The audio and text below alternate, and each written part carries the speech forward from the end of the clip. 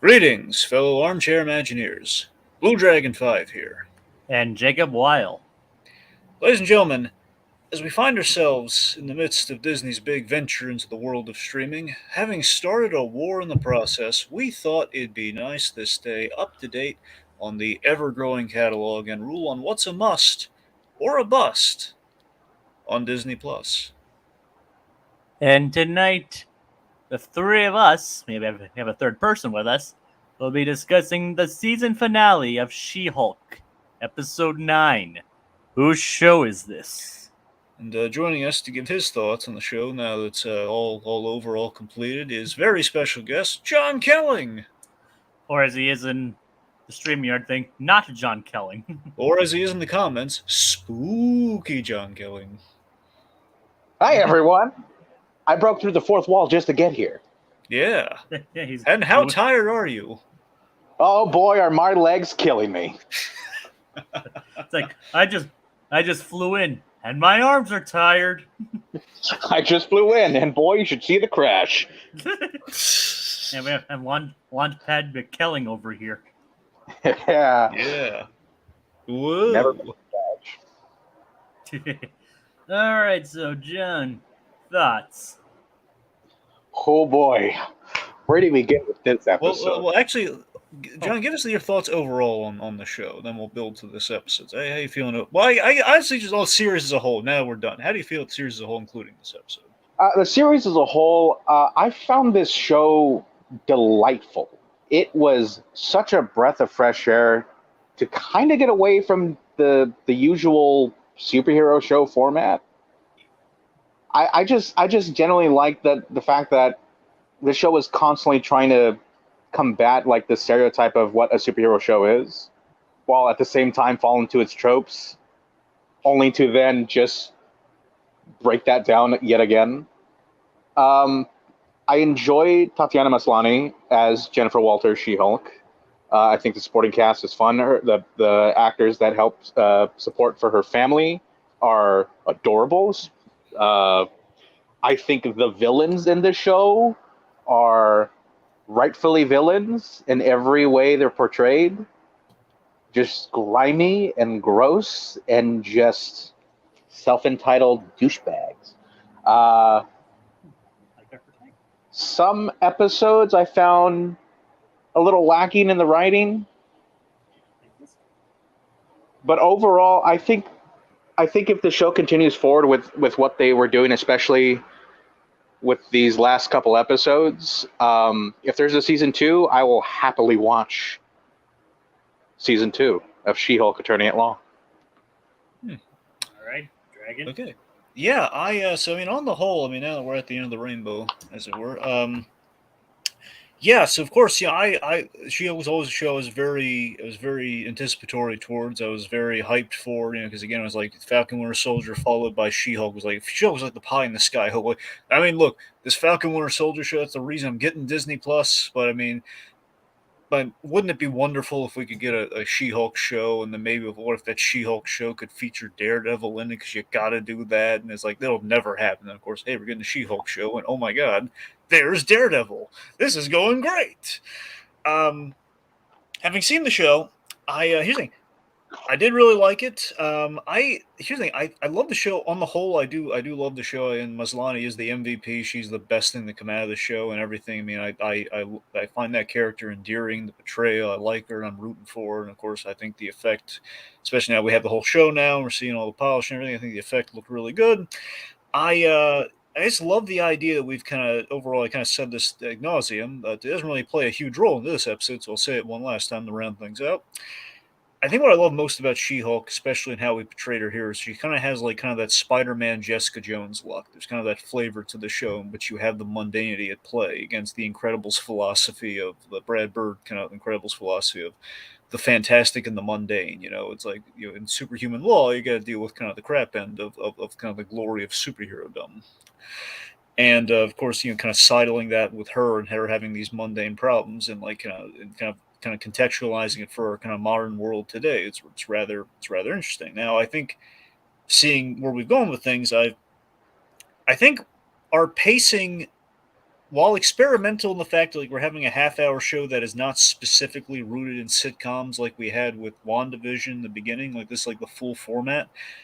I think we were definitely testing some new ground here, and I think the pacing, I think, started off fantastically in terms of like we got a lot in the episodes that we needed, albeit the first two episodes. Again, it feels like I think those two episodes together is what we should have premiered with because two is kind of like okay, well here's all the story you need to know for how we're getting things started, and I think the pacing on the whole was really good, and then we kind of grinded to a halt with 6 and 7. And I'm not saying we didn't get anything out of those episodes. It just feels like, hey, we kind of said this, we kind of raised the same points in those two episodes back to back. When then, of course, episode 8 gives us, I think, the best episode of the series that is kind of like full on what I kind of wanted the flavor of the show to be right after episode 2. Not that 3 and 4 and 5 were necessarily bad. It just feels like this is where I wanted to get. This is the groove I wanted to get into, like a little faster. And then we kind of had to wait and spin our wheels for a bit, like, and she's getting the costume, but we don't see it, and and I don't know, but overall, I think we did hit the places we need to hit. And as far as this episode goes, I thought it was fun. I thought it was amazing.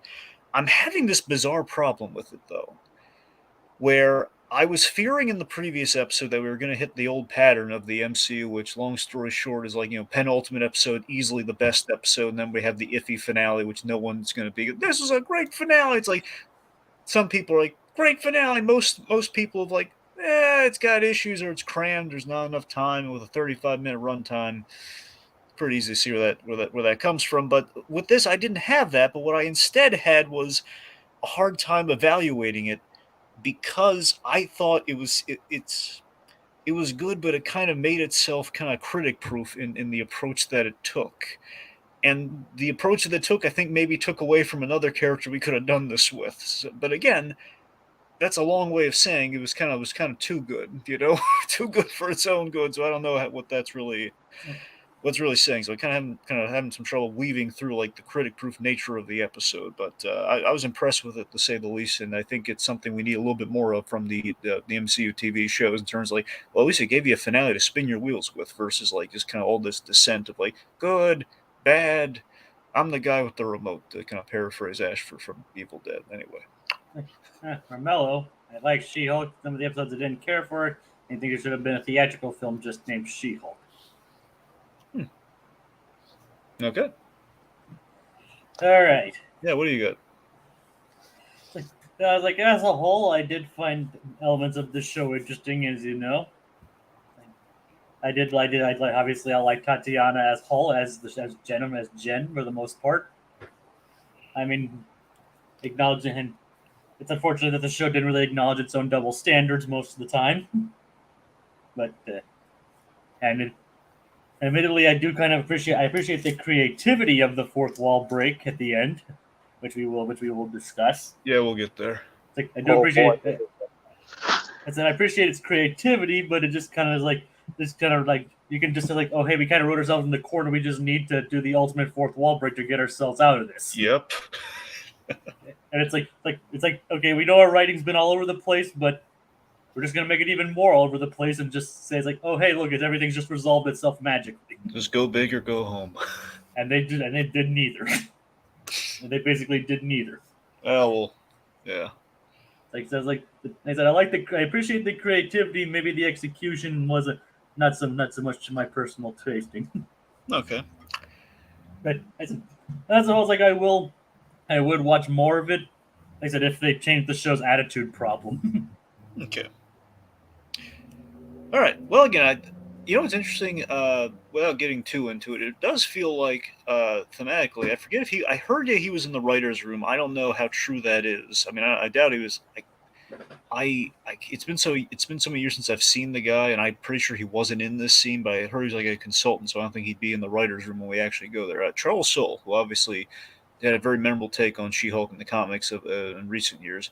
I heard that he was giving pointers on the set. He was like a legal consultant because he, in real life, I believe, is either a lawyer or he has family who's a lawyer. I think he was a lawyer in real life. Anyway, the fact of the matter is, it seems like we're transitioning between seasons, where this season's very much the fourth wall breaking, kind of like John Byrne meets a little bit of Dan Slott in terms of the personal life of She-Hulk, and then season 2 might transition fully into kind of a Charles Soule kind of thing, given what happens at the end of the season.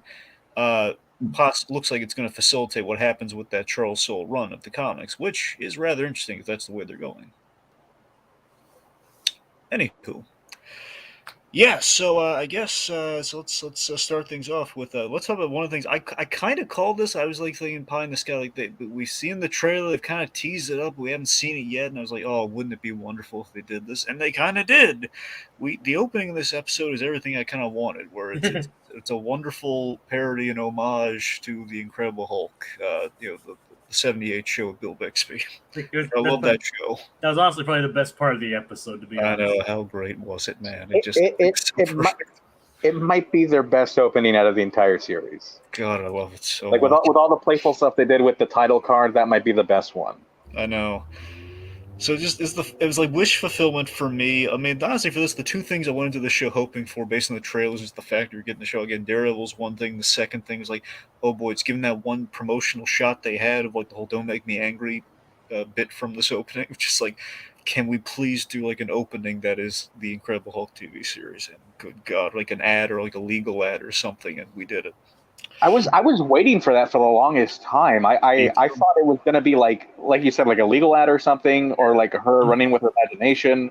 And I'm super happy it was literally just a She-Hulk recreation of the old Bill Bixby show intro. And some people have actually joked that the effects the effect of She-Hulk in that opening look better than the CGI.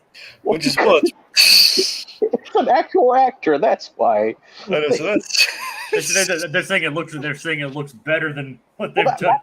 That's the on-screen stand-in for She-Hulk, like when they're filming, right? Well, I don't think so. Actually, here's the thing. So we've seen, we actually know some we've had on the show here, on the podcast.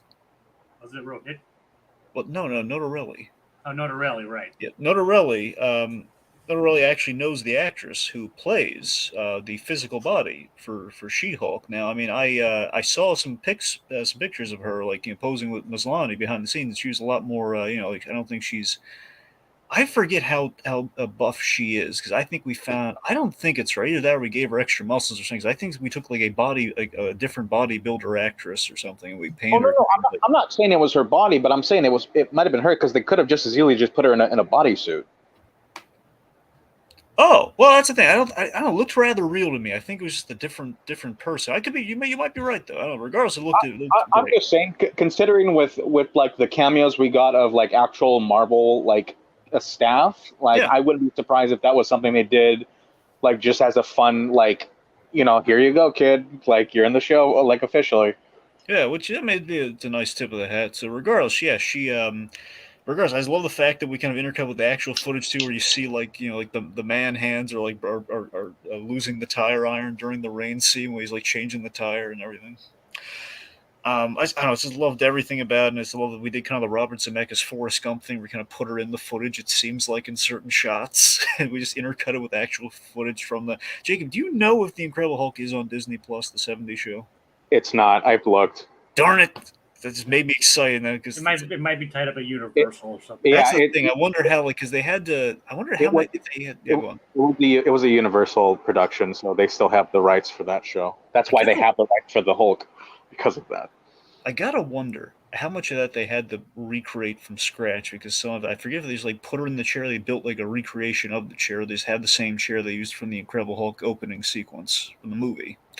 Remember in the movie, Edward Norton's in like the recreation of the Incredible Hulk chair. I wonder if they. Was it a recreation or did it look like the original? Because I couldn't tell. Well, that's the thing. I couldn't. I didn't do a side by side. I don't want to get too hung up on the chair thing, but it's just the fact that in the Incredible Hulk, I'm not getting hung up on the chair thing. Let's talk about the chair for like 25 minutes. Don't tempt me. I could do that.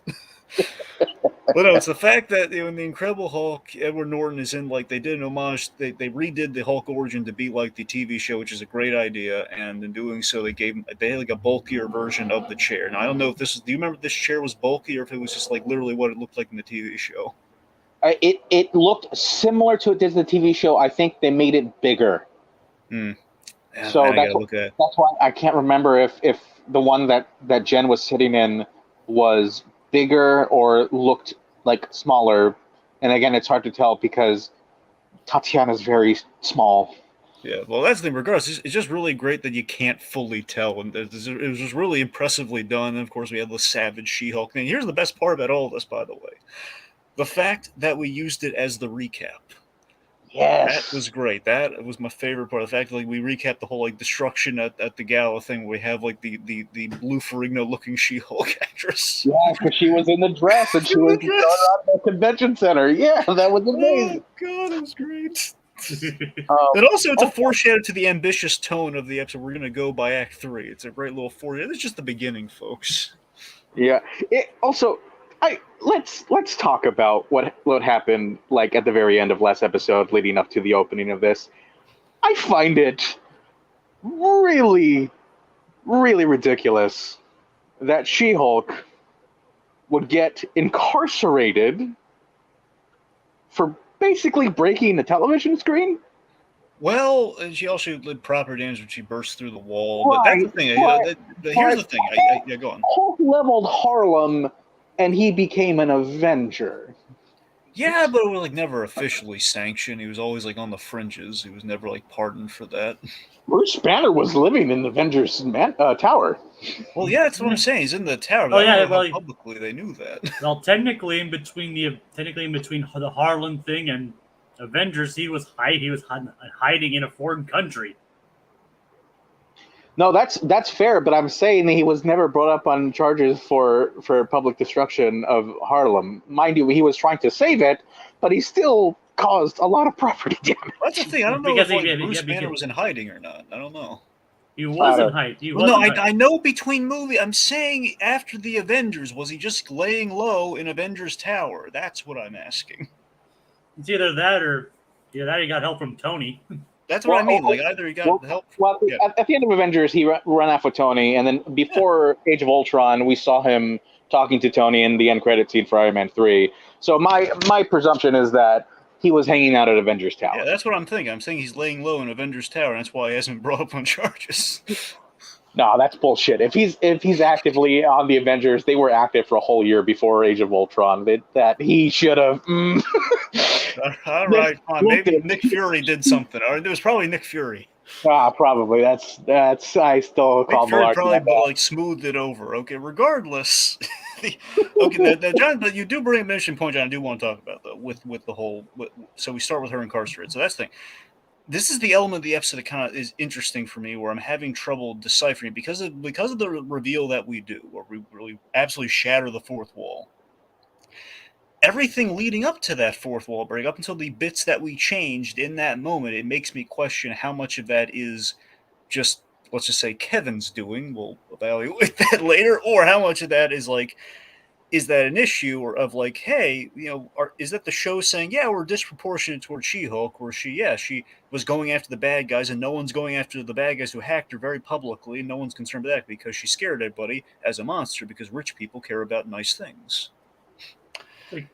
I thought it was she complains about people not taking accountability for their actions while not taking accountability for her own actions. Well, that's the thing. So do you think, are we saying something about that, or is it kind of a flaw, or are we kind of covered with the whole fourth wall thing? I took it as a metaphor, as we hold women sometimes to a different standard. So when they quote unquote get out of line or get angry, explode, it's like a reaction to that is 10 times more than it would be to say a man. Yeah, and again, the irony which isn't entirely true at all. Well, sure, Jay, but that's the thing, though. It's just kind of a blend of the two ideas that we put forward in this show. It's kind of the mission statement, where it's hey, first episode, Bruce Banner warns her, you do not want them to see you as a monster. Of course, that's kind of our low of lows moment this season. They see her as a monster. She's thrown in the same cell as the client that she got out of the situation with the Abomination. And of course, on the flip side of that, you have the whole, there is kind of we know for a fact from the first episode, she's very in control of her actions and everything. So it's just so kind of unfair that we're coming down on her so hard because of that. Where it's well, yeah, Hulk destroyed Harlem, and yet we're I don't know. It's the fact that she justifiably was upset. Everyone saw what happened, what would make her upset, but it's the whole the cat's out of the bag. And I think it was more unfair is the fact she got fired. But again, that's potentially taking us it's kind of potentially they they hired She-Hulk, and if she wasn't She-Hulk anymore, then there was no reason to keep her in the company. So It's a good point. Yeah. I didn't honestly. I forgot. Here's the thing. That's absolutely the reason why. Is I kind of forgot about it. I thought it was like pure like a PR thing, but no, it would be yeah. Like if she's not She-Hulk, we can't have her mascot. So yeah, get out of here. yeah, which I feel like in that retrospect, I'm like, she could probably sue for discrimination. I know that's the everyone keeps pointing that out, but we just don't. But I guess by the end, like she's She-Hulk again, so she might be working for GKLNH again. Who knows? I don't know. think she is. I think she's on her. The theory is that she won that lawsuit and she's using the money to start her own law firm, which I kind of hope is the case. Well, that's I hope that's explained in going forward with her. The biggest okay, so we were talking about like how weird the runtimes were for the episodes, like episode to episode, but we also have to remember a lot of scenes got reshuffled like between episodes because like a lot of that origin stuff was supposed to happen a lot later. I keep hearing that. I don't know how exactly that would have worked given where episode 8 is with there. We have to imagine that would have come soon, right? I have the idea that perhaps all of the origin stuff wasn't all in one episode. Maybe it was like drip drop throughout like a few episodes, so you kind of all put it together. Right.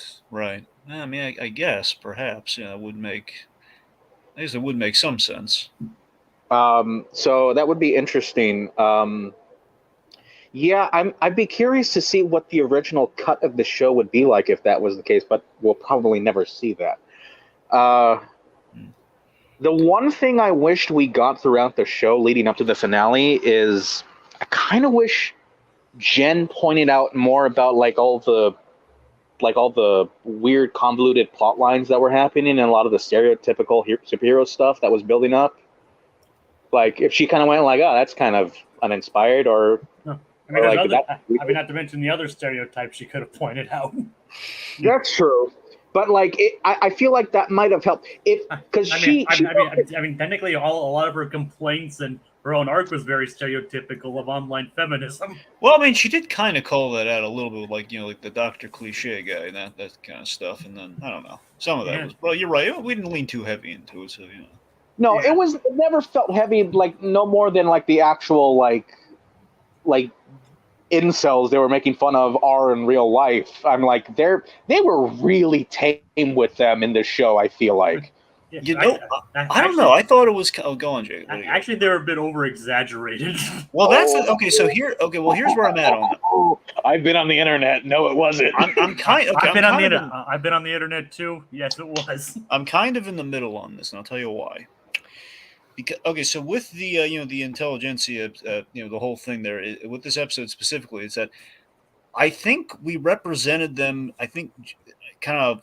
I think we struck a balance with them in terms of there is some exaggeration, but unfortunately, in the real world today, when we have like conversing amongst each other, it's like sadly that is the discord only, but oddly brought like face to face, which does not usually happen. That's the biggest thing I question in the episode. Like, intelligentsia and the approach of intelligentsia, like a modernized version of like evil geniuses, but in the modern day and age, with this being like, hey, it's just a bunch of kind of like potentially evil people, or just people having this like essentially trolls online, just kind of getting together and making comments and dissenting opinions, particularly towards She-Hulk, and we're kind of making some measures, and I'm not saying platitudes in a negative way, but we're making kind of drawing parables to real life there, regardless.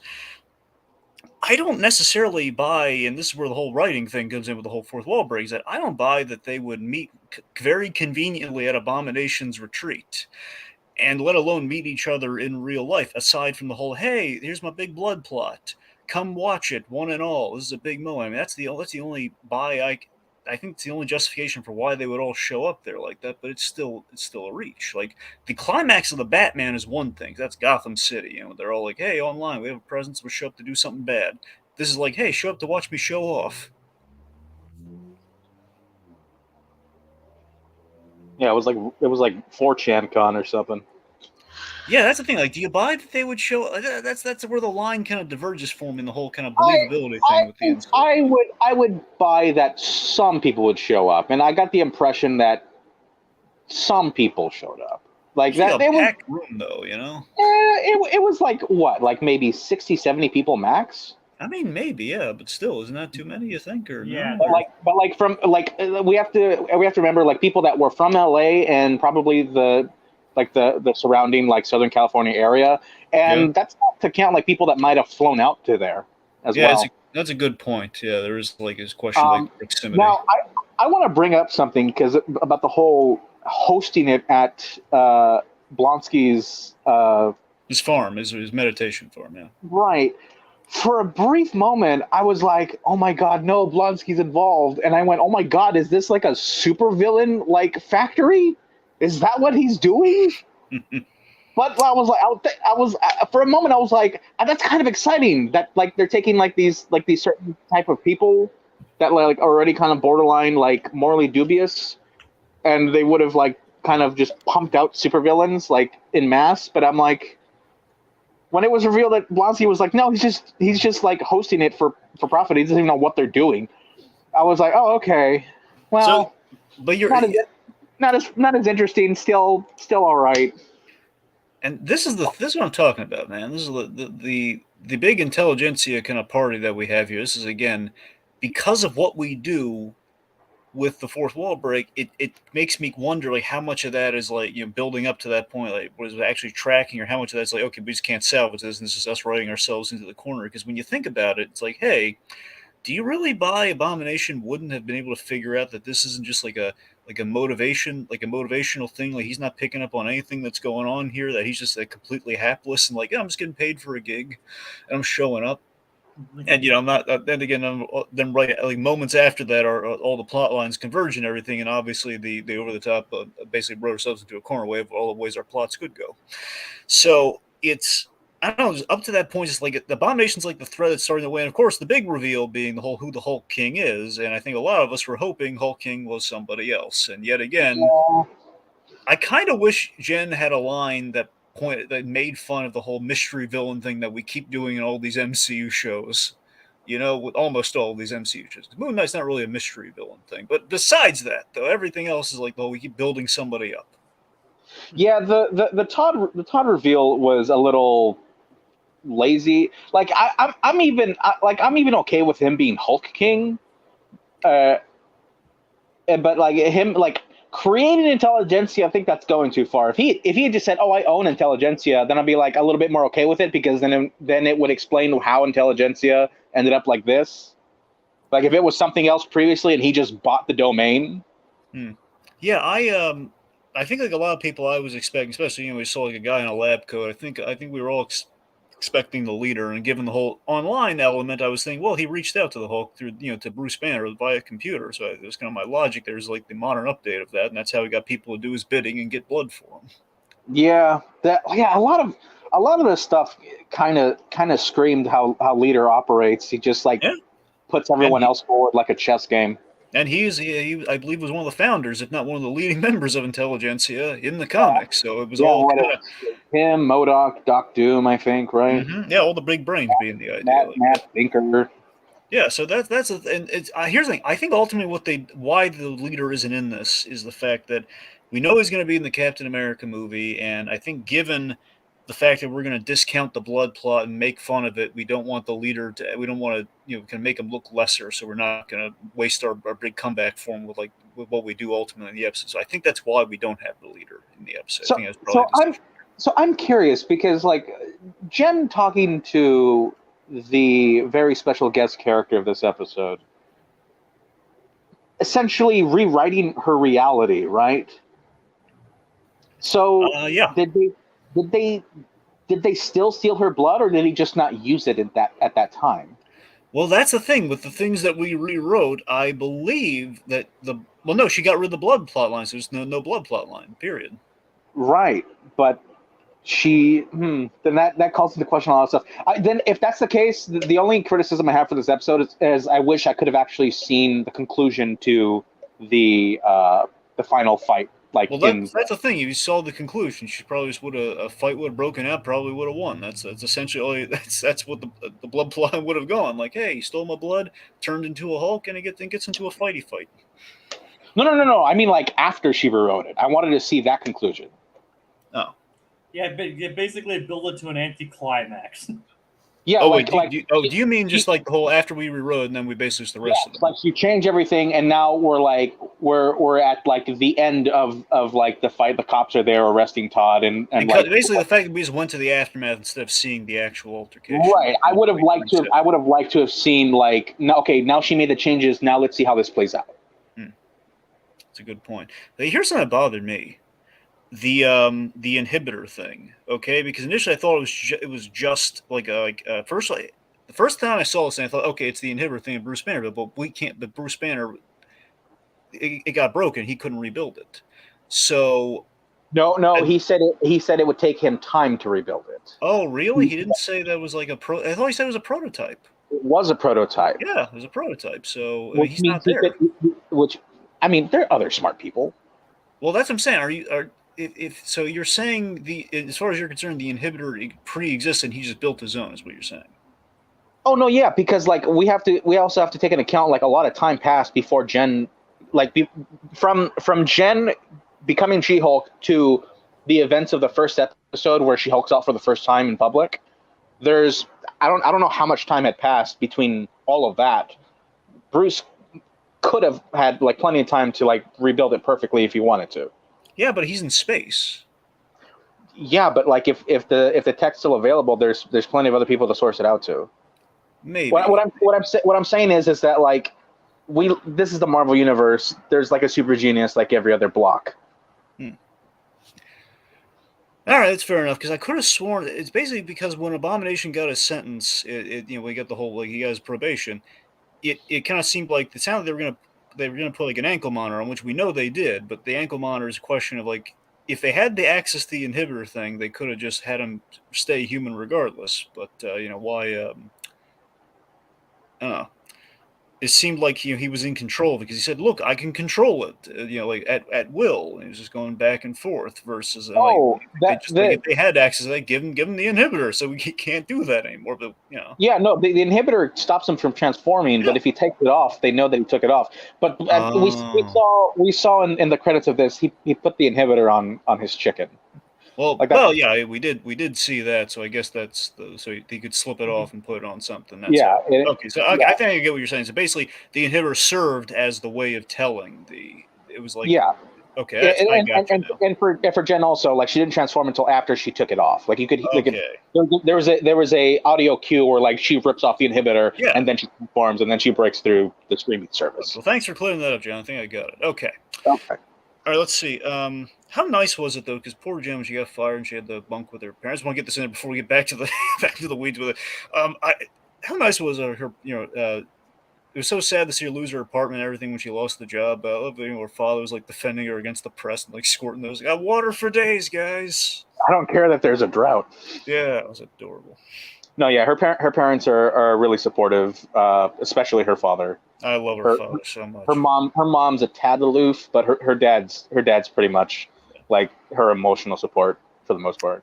That was delightful. Anyway, yeah. So, appointment. We had all our reveals. We had that Todd is Hulk King. Also, nice to see Pug just kind of like forced to infiltrate the real world, essentially the real world critics of the show and everything. Which if you look at this season, there's maybe it's.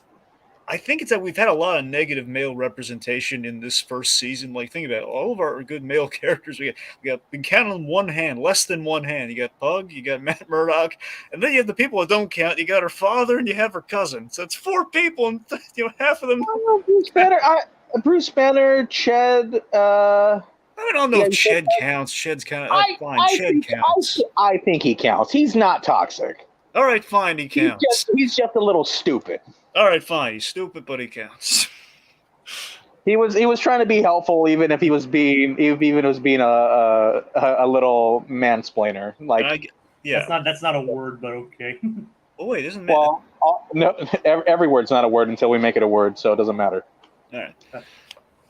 Well, regardless, then I guess maybe Dr. Cliche. He was a nice guy, but he wasn't into She-Hulk. I mean, sorry, he wasn't into Jen. He was into She-Hulk. But regardless, let's see. Okay, point being, it's one hand though.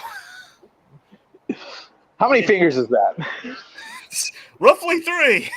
Not counting Bruce or her father. Hold on. Abomination. Oh, he did not. Come on, he was lying to her at the end. He was doing But it for money. he went back to jail. Yeah, but after it was rewritten though, he wasn't gonna do it on his own. Okay, what about everybody else in that group therapy? What the? That one. They were villains. Yeah.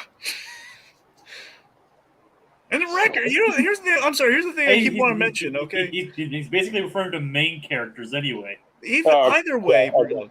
I gotta admit though, there's one thing that really did bother me is that they bring up the other villains. This thing has always bothered me in episode 7. So the fact that we try to redeem the Wrecker from the Wrecking Crew, which seems like a fruitless endeavor, is the fact that it's always in your face that wait a minute, if Wrecker's there and he's on good terms, why is Jen not asking, hey, why'd you try and steal my blood? What was with the needle? And here episode where it's very important, he's right there again. And it's like, see, hey. I don't know if she knew they were trying to steal her blood. Like, I think she thought they were trying to stab her. Well, either way, it's like, I guess. Yeah, they tried to stab her with a syringe. Didn't she hold the syringe at the end, though? No? No, they still had it with them when they went back to the truck when they were You're getting right. away. Yeah, you're right, they did. Yeah, but she knew it was a syringe. Did she? Yeah, she mentioned, did she mention that in the episode with her father right after that? Didn't she say they tried to steal my blood or something, or just attack me? Was it? I don't know. No, she just said that she got jumped. Maybe that's it. Maybe you're... well, okay. Well, either way. Either way, okay, well, that sounds always kind of bothered me with the record that we didn't have any follow-up to why did you attack me, which may have led to the injections thing all the same. Yeah, like the thing with Dirk, I think the most like damning thing is that we see him one episode, and the next time we see him, he's already reverted to like a softer state of like emotional being, and I'm like, it would have been interesting if we had like one more encounter of him realizing he needs to change his ways. I mean, that's the problem with redeeming the Wrecking Crew. They don't really have issues. They're just guys who still Asgardian. Well, then again, there's just not much character development in the show in the first place. Well, the rest of what's funny is the rest of the Wrecking Crew was with the convention. Oh, really? They were all there? A Thunderball was there, so was File Driver, and so was Bulldozer. I missed that. I didn't see him. Oh, wow. That's... Huh, yeah, because I saw them in the background, and I was like, huh, that's interesting. That's why I was thinking, I'm like, oh no, is this all just a giant front and Abomination is a complete asshole again still? God. Wow. All right, let's see. So we have again. So with the reviews, we had Todd becoming Hulk King, and then we have let's see. So again, it just seems very blatantly obvious that Abomination, like as the speaker, he's not picking up any. He's already mentioned that point. Let me ask you this. Here's a question. Does really stick in my craw about this. This is before we get to the fourth wall break, which is not sticking my craw, but it frustrates me for another reason. Why is he showing up as the Abomination instead of Blonsky? It's like, yeah, he was not allowed to turn into the Abomination under, the law. Like, I understand him making money with the speeches and everything. It's like Emil Blonsky is on all the posters and the books and everything, and that's essentially who they would be hiring. Why would they hire why would he break the parole just to be the Abomination? Like, yeah, that is true. They never bring up the fact that technically he wasn't allowed to do it as one of the conditions of his parole.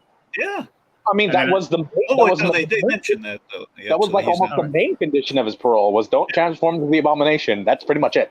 And then and it's not even because of anything. He just walks into like, well, hey everyone, it's me, the Abomination. That's the thing, and that's the element right there. It makes me think that's more of like a hey, we need the writers in our fourth wall thing we're about to get to is like hey we need a rematch between the Abomination and the Hulk, so he needs to be the Abomination for reasons. So I can't tell how much of that's a problem with us writing into a corner, or if that's like, hey, we want to address like a thing that people would want to see, like the mandated action thing, so we can poke fun at it. I don't know how much like what either of those two it is. I mean, again, the only story reason was that he's doing it. He was doing it in secret for profit, and I would kind of believe Todd would only like do this just because if he thought the Abomination was going to be a host. If you could do that, couldn't you just inject the Abomination's blood in the first place? Oh, no. I wouldn't want to put his blood in me. Oh, yeah, you're right, because it's tainted with the Super Soldier Serum. That's why, yeah. Right? That's a good point. Okay. Let's see. So, point being, we have like this crazy finale that's happening before our eyes here, where and Jen's kind of questioning the logic of this as it's happening. We have Hulking, we have the Abomination, then Bruce Banner just pops up randomly from a space trip, just like to save the day, and then Titania crashes through there just for good measure. It's crazy. It's a free for all. Again, like we're just bringing up. There's no real logic here, and then that's where it's like, oh, okay, let's stop the show here for a second. She pops the inhibitor off. Now we have like this. So our awesome kind of like either awesome in the great sense or awesome in the awe-inspiring. What is happening? The fourth wall third act happens where she literally. This is a great visual. She pops out of the Disney Plus user menu. Yep. It was quite fun. Can I say, when the show stopped, for a second, my heart stopped because I said, "Oh my God, did I press something on the remote?" Right? It did the Andy Kaufman thing. It's the whole like the people who think their TVs are broken. And then when she started talking to us in the audience, I was going, "Oh my God, they're doing the thing." I got up from the couch, sat down halfway on the floor to be closer to the TV because I said, "More of this, please." Awesome. It's awesome. I mean, yeah, like you said, that's the creativity that the show should have exuded throughout the entirety of the run. So let me tell you why I love the third act, but by the same token, there's an issue. There's kind of a personal issue I have with the third act.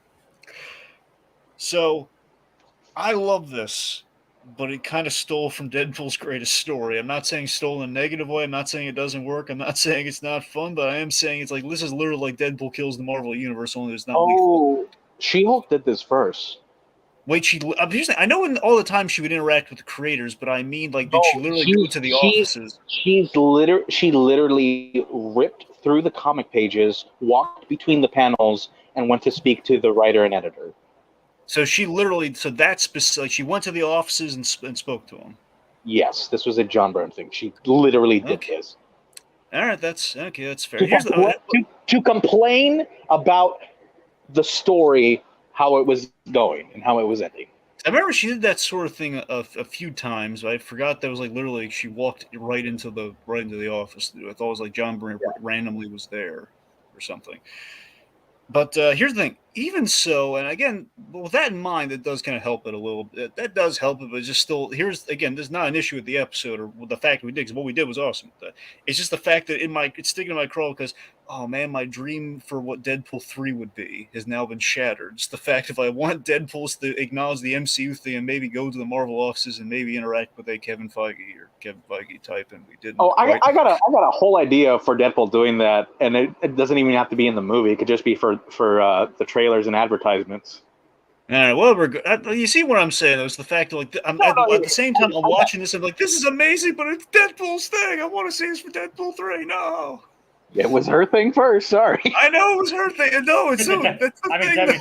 And technically, people have been breaking the fourth wall in comics long before she did. No, absolutely. But I'm saying, literally, like, Deadpool Goes to the Motor literally ends with him going to kill the writers in the room. It's like, but you're right. You're right, though. It's not a problem at all because She-Hulk did do it first, and it is her thing. It's what she would do, and it is awesome. So I have no complaints about it. It's just it's a thing of like, well, we got to come up with a new idea for Deadpool 3, but I'm hoping your marketing thing may come to pass, John. I'm really hopeful for that. Oh, I am too. I want to see Deadpool. I want to see Deadpool and Hugh Jackman like pitching the story for Deadpool 3. To Marvel Studios. That's what I want to. And in all honesty, it doesn't boil down to who did it first; it's who does it better. No, you're right. That's the thing. It's just going to feel a little weird that we do it twice in a row. That's my only concern. And besides, Deadpool, the difference is Deadpool 3 is obviously going to be a theatrical, where this is tied to TV side of things, so they can still do the same thing, but still do it in a different form. You know what I'd want them to do? Just the one thing to make it different. Get the actual Feige for the movie. Get the he won't do it. He didn't want to do it for this. Really? So he specifically said no. Yeah, he did. He doesn't like being on film. Well, he was on The Simpsons, I think. Yeah, but that was voice. And even then, he did it as a courtesy. Oh, right. Okay. Like he surprisingly doesn't like being on film. Like he was asking why the robot had a hat on. I love that the And then robot has a. Here's I love it's not specifically it's a hat it's a piece that looks like a hat, so it's great. it's a dust cover, but it's a cap. Let's be honest. I know that's what I'm saying. I love that we found like a justification for why the robot's wearing a hat. It's like a dust cover. It looks great. Well, I mean, I love that we the justification is that like no, the reason the movies feel like this is because it's literally made by a robot. Yeah. So I want to be clear though. Again, ignore my Deadpool fanboy whining. Okay, I'm just saying that's what the predictions and hopes were for 3. But regardless, I love how we do this She-Hulk. I really want to make that clear. This is wonderful what we do here in terms of it's a little weird that we kind of wrote ourselves in the corner. The only way out would be to do this, but if we're gonna do it, I guess like when she would go off and I think there's like a Civil War comic where she and Howard the Duck did something akin to this, but apparently in the comics it literally happened like this. That's probably what they're primarily pulling from. Yeah, Howard's also another one that breaks the fourth wall. Yeah, I know. That's the thing. I'm hoping that season. We need a team of just fourth wall breakers. Yeah, Howard the Duck, and Deadpool. That would be terrible. I would read the hell out of it. Okay, so, anyway, yeah. So she's walking past the Disney Animation Building and all the way to the writers' room, and then ultimately Marvel Studios, which I love. By the way, Marvel Studios always had a really cool office, so I love that we got to explore the actual Marvel Studios office. That was wonderful. Now, am I wrong, or is that actually one of the guys that actually welcomes you to Marvel Studios? There is a guy who welcomes you to Marvel Studios. I don't know if that's an actor or not. Okay, because I could have sworn I've seen him before in behind the scenes footage of stuff, and I was like, that guy looks familiar. I wonder if he's the actual guy who works at the desk. How isn't it just? I love that we kind of had the big teaser. I love the fact we had this one image in all the trailers. Ultimately, 2 images because we had the whole "Don't make me angry. You wouldn't like me when I'm angry" bit, and we had her making her big costume kind of leap and when she steps out of the fourth wall. So apparently, those 2 shots from the trailer from the last episode. Right. Yeah. Nice. But it was it's a really special thing for her to kind of jump in there. I love to hear behind the scenes guys talking about, oh yeah, in the first Thor movie, we built this Infinity Gauntlet, a practical one that we did. We didn't know what we were going to do with. They're having those conversations in the background. It's really funny, and we have some jokey stuff in the writers' room. Yeah, she basically broke the fourth wall by advertising another Marvel thing with Assembled. Yeah, I don't know how many people watch those things. I watch them because I like watching behind the scenes stuff. Now you got to admit, I'm cheesed off with the Assemble things. They don't air them when the last episodes or when the things like Werewolf by Nights hasn't come on yet, and it really bothers me. Literally, this is the best segue or advertising you're ever gonna have for an Assembled thing, and the She-Hulk one still isn't out yet. Wouldn't it be amazing if the She-Hulk Assembled special is just the 10th episode of She-Hulk? That would be fantastic. Oh my God. Highly unlikely, but a thought for sure. But it would be funny if we just see her walking in the background while they're doing interviews and stuff. What if she was just the framing device? What if just her conducting the interviews, asking people stuff? What was one of those behind the scenes? What if she was that's your episode? I would love it. It's the behind the scenes stuff they do the Muppets occasional, the Kermit Swamp years. You have an extra or something going around and interacting and talking to people. How do you do your thing? You're Kevin said I can't see him. Can I talk to you? Sure. That'd be nice. All right. So speaking of which, so after we explore the campus of the Marvel Studios building, I love that the guy who lets her in. He says makes her sign MDA. Being a lawyer, of course, he's going to do that. But if you're just going to hit the alarm, why did you make me sign the MDA? Everyone has to sign the NDA. Everyone has to sign the NDA. Ruffalo has to sign it twice. Mark Ruffalo has his NDA on retainer. Yeah, it's Mark Ruffalo and Tom Holland are kind of there's kind of the shames of the MCU legal department. The Marvel Studios legal department. Owen Wilson is still on strike one. Really? What did Owen Wilson do? He said in an interview that he was growing his mustache for Loki, and he got a text from a number he didn't know that just said strike one. And oh my God, that's terrifying. They're not sure, but they're pretty sure it was Kevin Feige from a burner phone. Oh my Lord. Oh God, that's fantastic. That's hilarious. Oh, I love that. Oh God, so that's Foggy knows, He knows the mouse has ears everywhere. and those mouse ears are attached to a hat, and that hat is worn by Kevin Foggy. Also, it's so funny, like it's canon now. She-Hulk beat the crap out of a bunch of Disney employees. Yeah, yes, she did. Yes, if Deadpool was there, he would have killed him. Yes, he would have killed them. Yeah, But he would have moved the camera slightly off screen so he didn't see anything, but he could still hear all the horrible violence. and of course, if Daredevil were there, we would have focused on one shot of him beating up all the employees. Well, if Daredevil was there, he would have knocked out the lights. Oh yeah. Yep. All right, let's see. So we have honestly, so two things we kind of teed up in our meeting with Kevin and everything. There's talk of season 2, which I like to think is I'd love to think it's an official announcement. Probably isn't, but the fact that hey, we're doing a She-Hulk season 2, that'd be a great way of announcing that. Yep. And the Hulk movie thing. It seems like we're teeing up. They're doing a Hulk movie, which has been rumored. And I think this might. I'm hoping these are confirmations. That'd be wonderful if that were. That'd be a delightful way to do an official confirmation. Well, it's in the show. We talked about it. Yeah, and leaders coming back for Captain America 4. Yeah, so hopefully, in what capacity, I don't know. But again, World War Hulk, Planet Hulk, whatever Hulk, gimme Hulk. Yeah.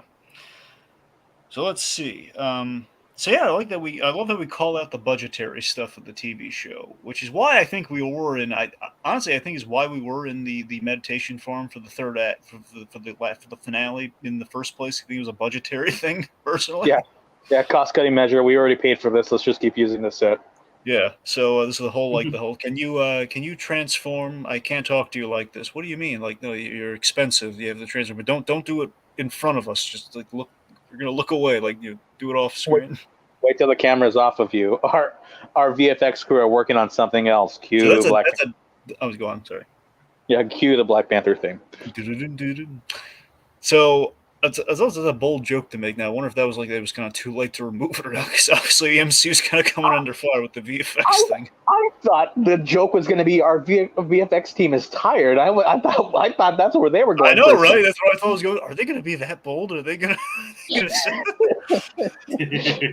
Yeah, we work our VFX team too hard. Yeah. Well, Feige though he took a lot of hits on the chin. I appreciate Feige did take some hits on the chin though. It was impressive. Yeah. Some say the Marvel Cinematic Universe movies end all the same. Wait, who's saying that? But also it's the whole what was it?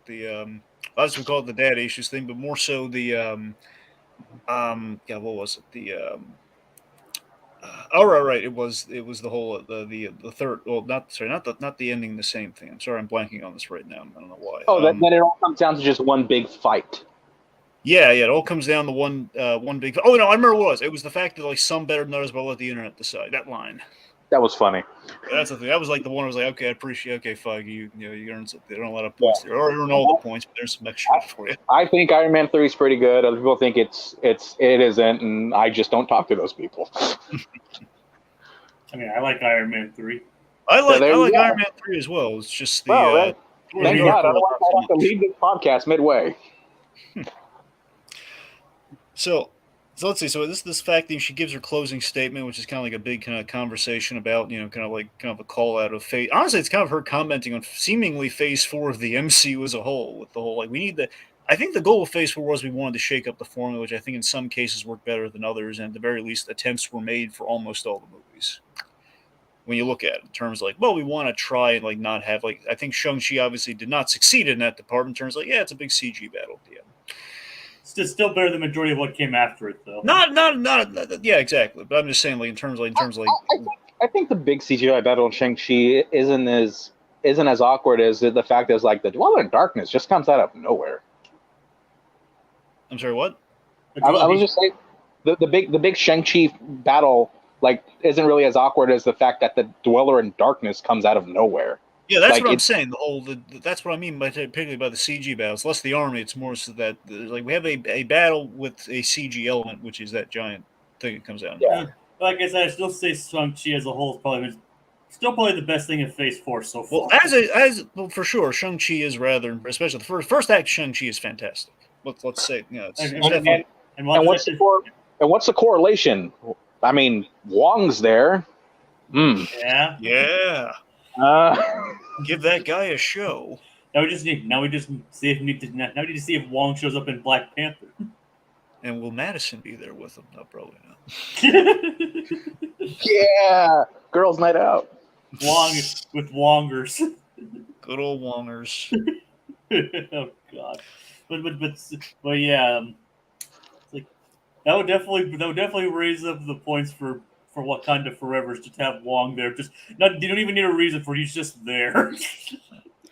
That's the thing. I think in terms of shaking things up, I mean, we had I think specifically have stuff like, I'd argue No Way Home. I'd say Doctor Strange 2. Trying to think some other examples of the ones that really get. Obviously, Black Widow fed into the formula, and then you have debatably Shang-Chi, which I'd say probably fed into the formula. But again, it's the fact that on the whole, there were attempts to revitalize and change things up, like the first act of Shang-Chi. I mean, the thing with that argument is like, formulaic doesn't necessarily mean a bad. No, it doesn't mean bad. It just means that they're trying to change it up, which is what she's talking about here. Yeah, I know. Yeah, it's just to try something new, so maybe something unexpected, like not the same thing. Like I listen, I love cheeseburgers, but if I had the same cheeseburger every day for the rest of my life, I would probably kill myself, and not just from the cholesterol. I mean, don't get me wrong, I like cheeseburgers. I mean, sometimes I like making my own, but sometimes I like ordering them out. It's like even if I have a cheeseburger like several days per week, it's nice to have different ones. Yeah, that's true. Because different restaurants have their different ways to make them. Oh my God, this one's made with no meat. Like that's not a hamburger, then. I didn't say it was a hamburger. It says Impossible Burger. At that point, I don't even really consider that food at that point.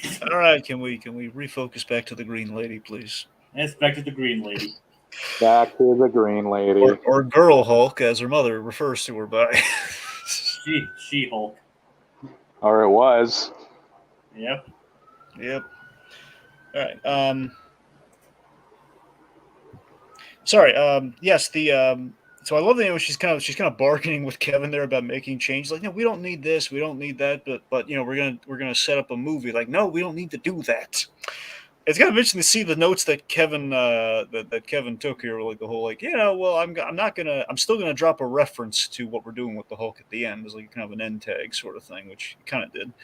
Not an end tag, but kind of like a little Easter egg at the end, and then kind of a few other things. Of course, like she requested Daredevil shows up, and well, he does. So which in a kind of a double standards kind of way too. That was awesome. But come on, Daredevil showing up. I mean, she's like a girl has needs. So it's like okay. Hey, a girl in an audience has needs, my friend. She can use them for if she likes, so long as he comes back. I'm just saying there's an inherent double standard kind of in that line. Yeah, but I don't know, man. I love those two crazy kids together. I I do too. It's just like yeah, they can get together, but it just doesn't seem natural now. Yeah, I don't know, man. Like I think she deserves a win on that front. I'm not saying she doesn't deserve it. I'm just saying. Like if you had the chance to rewrite your reality, wouldn't you want to hang out with somebody you had a good time with a little bit more? Of course I would. I'm just pointing it out. Sure. Okay. Well, so is she. She's pointing out back in the show. I mean, I'm just pointing that it just doesn't come across. It doesn't come across like as natural anymore. It's like he was gone. Because he literally drops from the sky. You know. Yeah, it almost feels like somebody like dragged and clicked him into the sea. Exactly. It's like something out of The Sims or something. Yeah. So let's see. Of course, I love the thing that is like in real life. The one thing Feige will never budge on right now. The various in terms of like letting anything slip. X-Men. The X-Men. I can't answer that. They can do that now that they own Fox. Also, I know that's the thing, but he's playing it really close. We're drawing these little nuggets. Like there's Miss Marvel and there's Wolverine coming, and there have been a lot of Wolverine references through She-Hulk. We're getting there. We got a Charles Xavier in Doctor Strange. Yeah, we did. We got the word mutation out of Miss Marvel, Yeah. we full on got the name drop of X-Men in this show. Yeah. I still like Miss Marvel a lot. Also, we had a lot of mutants in this show. Whether they said it like in the show or not, like some of those characters were mutants. Yeah, but then you have the whole enhanced thing that we have since 2015. Right, but like Mr. Immortal canonically is a mutant, and I don't see why they would have to change that. I wonder Good point. I wonder if they'll like somehow retcon that Wanda's like, oh yeah, she was a mutant all along. Maybe that's how they explain how she had powers when she was a kid.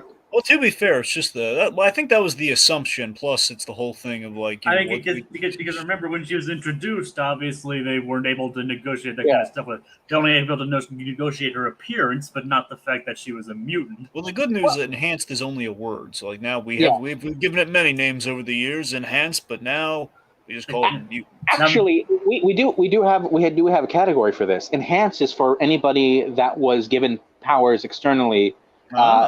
Gifted are for when people are born with the powers. You're right. So mutant is still on the table. There you go. Yeah. Or technically, Wanda had powers before. And technically, and there's also mutates as well.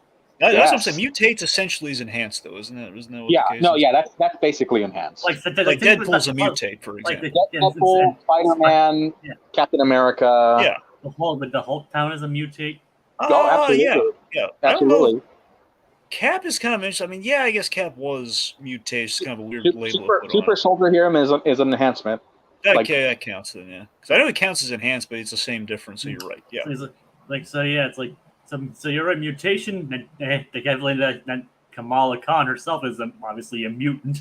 Yeah. So basically, she's kind of in a similar boat like Scarlet Witch, which was there, but was kind of unlocked by whatever happened. So I'm just saying they could theoretically retcon both Scarlet Witch and Pietro into being mutants. Yeah, Scarlet Witch, you're a mutant. Gravestone, you're also a mutant. Yeah. The question is, will they bring back Evan Peters again? Most likely no. But probably not. They used him up for Ralph Boner. Yeah. I've heard some things. You have, but let's not get into that now. Perhaps we'll save that for a later date. Right. Maybe to quote you, Dragon, earlier, we should get back to the Green Lady. Let's get back to the Green Lady. So the Green Lady, I love kind of we put kind of a nice. I love how we put kind of a nice kind of like signature thing on She-Hulk at the end here, where it's like my cousin smashes things. I smash the fourth wall and bad endings. And Matt Murdock on occasion. Yeah, sometimes Matt Murdock. I love that. It's kind of ironic in a way.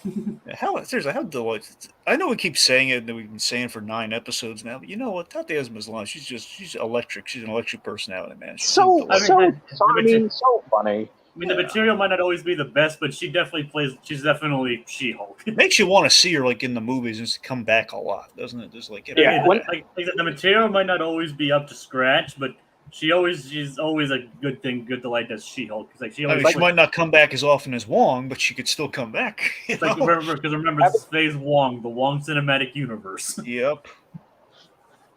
Again, when she was first cast, before production began, I was excited because I, like many people, had seen her in Orphan Black, and she was sensational in that show. Yeah. The funny thing is, I didn't even remember this, but until Dragon brought it up. But she was also I'm not familiar with Orphan Black or anything else she might have been in, but she was Aja in Tales of Arcadia. He's really good in that. I didn't realize that was her, and I was like, looking back, she was really damn good in that. Yeah, I've only seen before this. I never saw her. I heard she was in Orphan Black. I saw her in live action in one thing, which it wasn't her fault. I didn't like the subplot with her character. And she was in the Perry Mason show with Matthew Reese. They did the one that Danny Jr. produced. Ironically, another lawyer show. Yes. Well, an attorney show, kind of. It was kind of an origin. So he became an attorney by the very end, but he was like a private detective. Well, Perry Mason, by definition, is a lawyer. No, you're right though. Yes, and so ultimately, yes, it's ironically connected to a lawyer. So she's taking notes off to the side. But yeah, So yeah, that's all I was. That's how I was pointing. I was like, it's like I hadn't completely I didn't even realize that was her in Tales of Arcadia, and like I just finished rewatching it. As you know, it's like she was really good as Aja in that. She was like, I really loved her loved her in that show. And it was just her voice. I love the sass that Kevin gives her, the robot. I loves the fact of like, see you in like, what about season 2? Like, see you in the movies, see you on the big screen, Jennifer, She-Hulk, whatever he calls her, Miss Walters, and then of course we just have a bit there. So it's like, really, I love you can see on the little electronic eye, it kind of like the brow kind of drops. No, oh whatever, Kevin. He's just confining her to the TV show. I love that. That's love. It's kind of. I mean, it's kind of a way to get back at her for breaking and entering into and basically changing everything that he's done. All that cheesed off. He's like, no, we're drawing a line at the X-Men. This is the last meeting you're gonna have. Get out. Of course, then leads to our again a real good feel good. I think we ended things rather well here with the fact of like, hey, after we again kind of fast forward past the action. I think we left things in some good places. I know she calls it out, but it would have been interesting to see how that whole fight played out. Yeah, but I think ultimately, I gotta be honest. Ultimately, it feels like there wouldn't have been much of a fight because I mean, it seems that Titania is still there. It's just a question if there would have been a rematch with Titania. But aside from that, it's like what's Todd gonna do? Why was Titania there in the first place? There is one thing. So this is something that did bother me with the blood plot that we did lose because I thought it was a no-brainer. The fact that Todd had this vibranium Wakandan spear, and we didn't use that. Yes, I was super interested in that, but I guess by that point he already had her blood. But that's the thing, because we built it up too, which I thought it was going to be. He has the blood, then he's going to be a Hulk with the Wakandan spear or something. But I don't know. It's just the fact that that would have been interesting. The fact that we set up to hold his vibranium hurt you, and then he buys the vibranium series like a stalkery thing. I don't know. Yeah, that scene probably should have happened earlier in the show before the whole thing with Josh. Yeah, probably. But they got her blood as Jen, so I guess it didn't really matter in the end.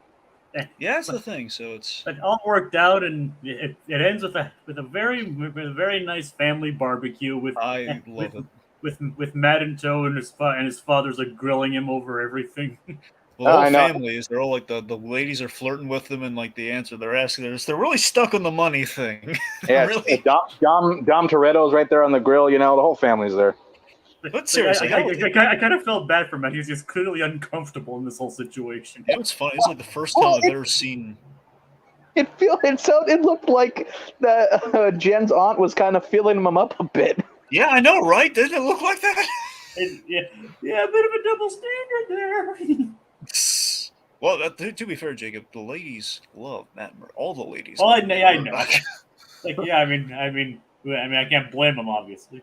Yeah, but that's the thing, man. I tell you. So the fact that also it's the first time I've not counting like the bits in season 3 which don't count, but first time I've ever seen Matt Murdock without the lawyer jacket on. It's like the first, literally, he went through a whole fight in a prison without losing that jacket. This is the first time ever he's been without the jacket. It's also one of the few times we've seen Matt Murdock happy. Yeah, and also I think I've never seen this Matt Murdock smile so much. It was almost kind of disconcerting. I have a weird question. Do you think Matt Murdock was literally dropped from space into that scene? He didn't have any clothes, and he's borrowed clothes from her father with what he's wearing. Do you think? Remember the last we saw him before this, he was on his way back to back to New York in the Daredevil costume. That's what I'm saying, because he didn't have access to his lawyer. My God, what happened to that point? So it's like it's entirely possible he was on his way back, and then was just suddenly dropped back here. Yeah, and he's like, I guess it depends on how long it was between Jen being arrested and her going to the. Well, clearly time has passed, and we just rewrote things and we dropped them. Because the funny thing is, because he wasn't dropped in as Matt, he was dropped in as Daredevil. So that's the thing. That makes me think he was literally just dropped from space as Daredevil, was plucked from maybe Hell's Kitchen, just dropped there. It's like, oh well, I'm here. I'm going to be here for a week, I guess. I would have really liked to see see that actually happen.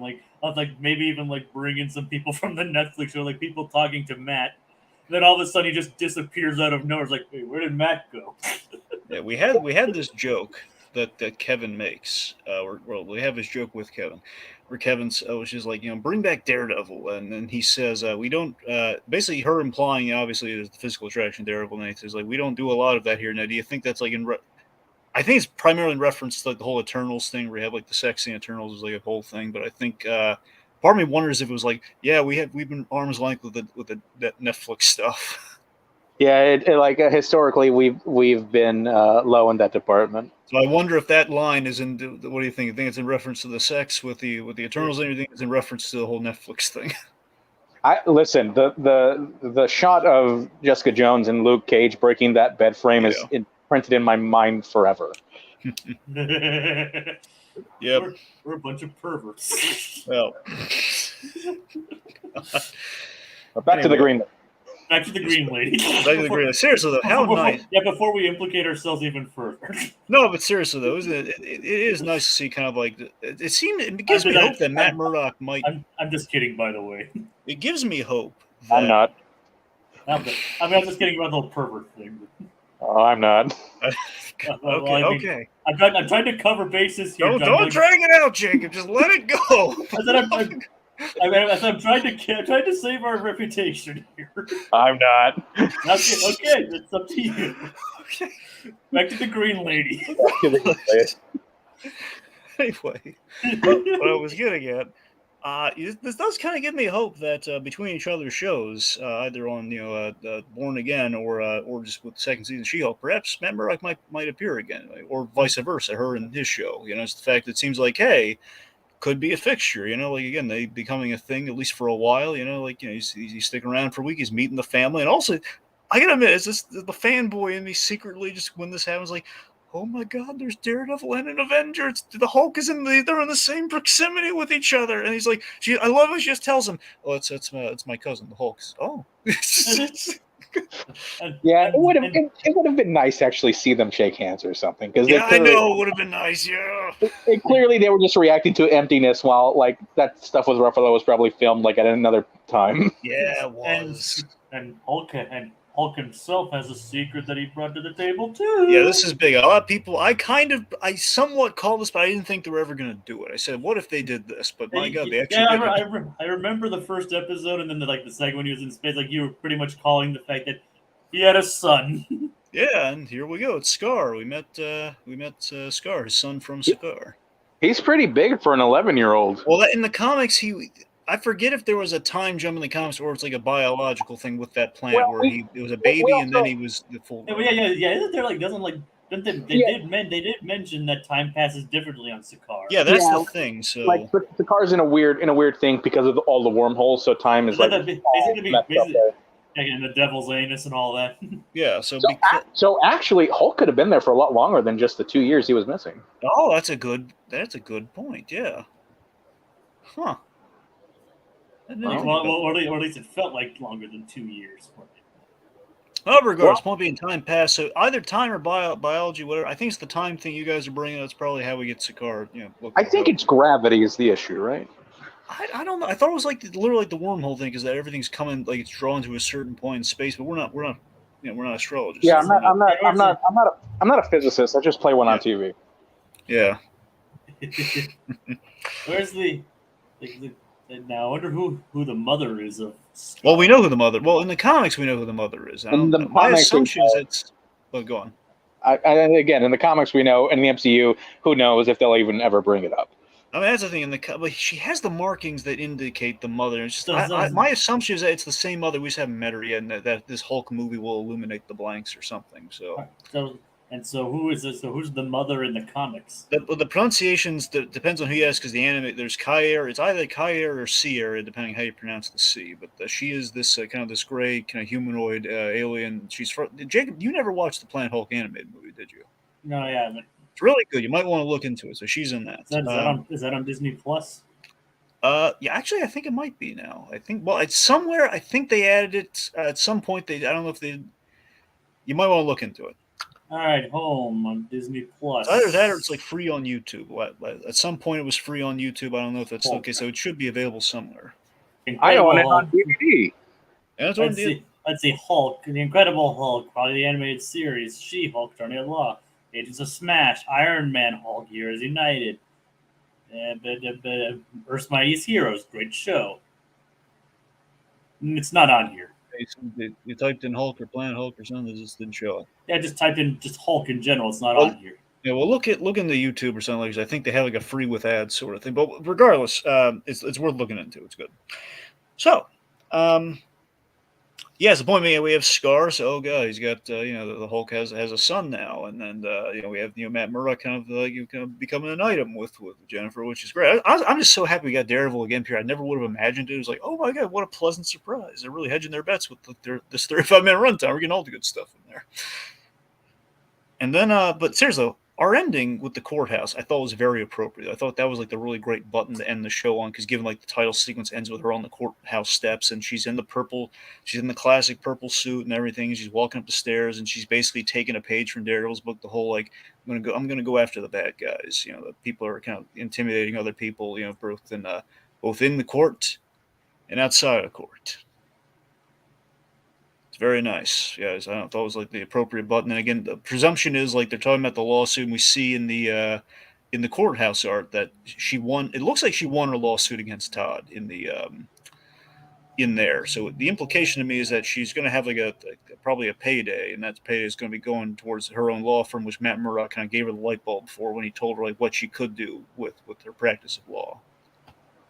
Oh yeah, so she might have her own practice the next time we see her. So that's my hope. Honestly, that was my hope. I just didn't. I noted early, and I got into this when we had him on. It's like it was the whole fact of like, I don't think we're going to do that for the last episode, but I mean, I think ultimately I was kind of right. I'm not. Well, it depends how season 2 goes, mind you. But we were kind of questioning how soon you could do that sort of thing with her. But yeah, if we kind of ripped everything away from her, for odd reasons, like we did at the top of this. But yeah, it seems to we might be going that way, which is full on a Charles Soule season.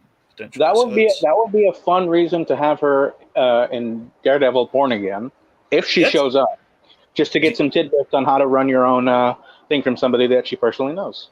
Do you think? Let me ask you this: do you think we go as far as to have her fully relocate and open her own practice in New York, or do you think it's just she's just going there to take notes and then going back to LA? That would be really interesting.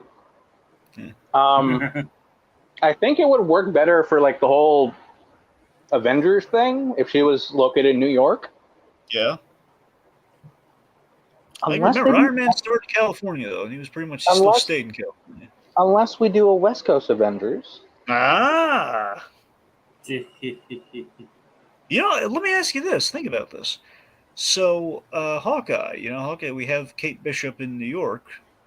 In theory, Hawkeye, we know he's on a farm usually, but if he and the kids relocated to the West Coast, you'd have Hawkeye on the West Coast Avengers. I like it. I'm just saying, it's possible. All right, and then of course we have our end tag with whatever happened to Blonsky. He took his lumps, he broke the law, he's going in for 10 years, but really no, because he has a patent get out of jail free card in the form of everyone's favorite. So yet another episode Wong appears in. Wong continues to be one of the best parts of the show. We live in the age of high class TV. Okay, real quick, Mello made a point earlier. I don't think we mentioned. We should probably be sure to get in there. He clarified for us earlier that it wasn't the stunt double. It wasn't Malia Arena. I'm terribly sorry for butchering your name, Malaya. If you're watching this, I forgot how Noah really pronounced it. So yeah, it wasn't her. It was actually it was a bodybuilder. Devin Lewis painted green. Now he said a bodybuilder earlier. It sounded like he said it was a man. I wonder if that's sometimes Devin can be both a male and a female name. So I don't know if that's like him like saying it's a bodybuilder man dressed up as She-Hulk, or it's like a bodybuilder man. Well, it's a shame it wasn't the She-Hulk stand-in, but still fun. It makes it funnier by contrast, though, that it's not like the one who looks literally like She-Hulk. It makes it funnier because it just will look like She-Hulk. Just yeah, no, they literally try to find somebody with a physique that was similar to Lou Ferrigno. Yeah, exactly. Yeah. So it's kind of funny. It fits the parody. What gives me hope, especially because we did have like some cameos from actual like writing staff from the show. It'd be fun if we just throw her in like for season 2, like maybe as a client. Let me ask you this: how would you feel about this?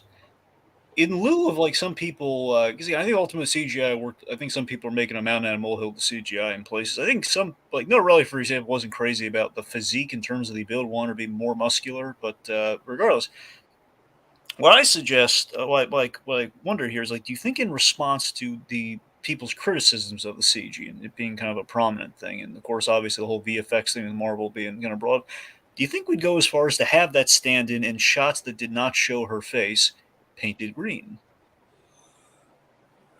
Do you think I we go think that far to like correct, or do you think we just like let sleeping dogs lie and just like because it would save money on the budget?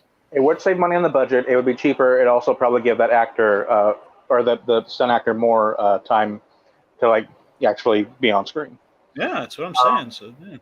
I think it's a win. I think that's a decent proposal. Yeah. Back in the day, I always wanted.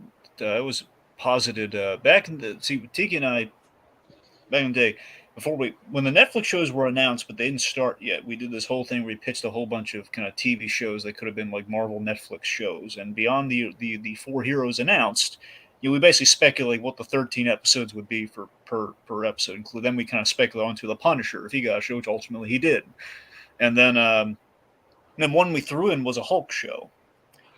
And for the Hulk show, I pitched kind of a combination of the Incredible Hulk, but with other modern touches on filmmaking that would be practical. Basically, let's do a practical Hulk as much as you can with a TV budget versus a movie budget. So like let's do like almost Del Toro levels of puppetry, like Mr. Wink from Hellboy, for example. Let's like like I'm not saying we necessarily always show the creature's face, but we can every other way we would have not a guy painted green, we'd have like puppetry and stuff. And with an actress like She-Hulk, if we introduced her or something, you could have like an actress painted green. It worked for Gamora, like why not? Yeah, it's Gamora is not. not 6 feet tall. That's obviously there's Yeah, it's not physically impossible, and the She-Hulk stand-in is very tall, almost close to She-Hulk's actual height. yeah, that's the thing. Yeah, she's It would not be impossible. It would be actually very simple to do. I hope that's something they take into account when they go further, hopefully into season 2. Which I hope that was a true thing. It wasn't just a one-off gag like the whole dream sequence. Don't make it a dream sequence, goddammit. Oh god. Oh, God. All right. Yeah, I think that's well. I mean, I think it covers just about everything. I mean, Jacob, do you have anything we think we should cover? Anything we skipped around on? I think we've run the Green Lady to her limits here. Okay. Do you have anything else to say about the Green Lady? Big fan of her. I'm hoping she gets at the very least. I want to see her again. I'm hoping season 2, perhaps. Again, anything either that or have her show up in Born Again. That'd be John? Yeah, John, what do you got? I can't wait to see her punch Kang the Conqueror right in the face. Did she do that in the books? No, but I wanted her to do it in the movies. We're looking forward to seeing Kang get his comeuppance, or she might have punched Kang. I don't know. She-Hulk's punched a lot of people. True. I mean, to be fair, a lot of heroes have punched a lot of people. Why the excitement for punching Kang? A lot of heroes have punched a lot of Kangs. Let's be honest. That is true. There are a lot of Kangs, a whole council of them. So that's also a good point. I mean, when you're basically your own time traveling army, you kind of get that. No. I mean, specifically though, I mean, you got like just in general because she's gonna show up in that. You want to see her punch Kang, or is there like an extra reason? Nothing. She's great. I love her. Okay, that's cool. Yeah, there we go. All right. So I of course, want to thank good old Romello Malone for tuning in. Any of the folks kind of in the future who are going to look at this and kind of get a kick or perhaps binge the 12 the 9 episodes or talking about the 9 episodes. Yep. Well, thank you for joining us, everybody. Yep. I guess we'll see you at the next one. The next kind of Let's see it when the Green Lady sings. All right, that'll do it for us this week as we holster our remotes till the next installment calls for the draw. Mano a mano, just Plus and Us. Oh, whatever, Kevin. Do I have to sign this NDA? You always have to sign the NDA. Damn it! Can you tell me anything about X-Men? No.